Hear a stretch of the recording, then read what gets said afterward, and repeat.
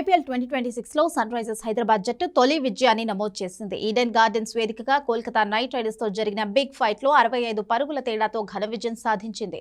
ఈ సీజన్ ఆరంభ మ్యాచ్ లో భారీ స్కోర్ చేసిన బౌలింగ్ వైఫల్యంతో ఆర్సీబీపై ఓటమి పాలైన సన్ రైజర్స్ రెండో మ్యాచ్ లో ఆల్ రౌండర్ షోతో తప్పులను సవరించుకుని విజయం సాధించింది. కోల్కతా నైట్ రైడర్స్ ఆరంభం నుంచి మంచి స్ట్రైక్ రేట్ మెయింటైన్ చేస్తూ వచ్చినా వికెట్లు కోల్పోవడంతో ఓటమి తప్పలేదు. ఈ మ్యాచ్ లో కేకేఆర్ ఓడిపోవడానికి అసలైన కారణం మాత్రం ఆ రెండు రనౌట్లే. 25 కోట్ల ప్లేయర్ కెమెరూన్ గ్రీన్ మంచి ఫామ్ లో ఉన్న అంగక్రిష్ రఘువంశీ రనౌట్లు కావడంతో కేకేఆర్ కి ఓటమి తప్పలేదు. 5 ఓవర్లకి 67 పరుగులు ఉన్న సమయంలో క్రీజులోకి వచ్చిన కెమెరూన్ గ్రీన్ మంచి ఇన్నింగ్స్ ఇస్తాడని అందరూ అనుకున్నారు. కానీ పవర్ ప్లే ఆఖరి బంతికి సింగిల్ తీసే ప్రయత్నంలో నాన్ స్ట్రైక్ లో ఉన్న గ్రీన్ బంతిని చూసుకోకుండా పరిగెత్తాడు. దాంతో బౌలర్ ఈశాన్ మలింగా వెంటనే రనౌట్ చేశాడు.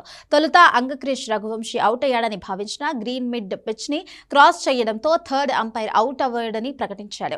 గ్రీన్ అవుట్ అయిన తర్వాత రఘువంశీ, రింకు సింగ్ కలిసి ఇన్నింగ్స్ ని ముందుకు తీసుకువెళ్లారు. 11 ఓవర్స్ లోనే 120 పరుగులు రావడం, చేతిలో 7 వికెట్లు ఉండడంతో మ్యాచ్ కేకేఆర్దే అని అందరూ అనుకున్నారు. సరిగ్గా అదే సమయంలో రఘువంశీ, రింకు పాయింట్లలో రన్ కి ప్రయత్నించి రనౌట్ అయ్యారు. దాంతో 29 బంతుల్లో 52 పరుగుల బాదిన రఘువంశీ అనవసరంగా వికెట్ కోల్పోయాడు. ఈ 2 రనౌట్లను ఈశాన్ మలింగానే చేశాడు.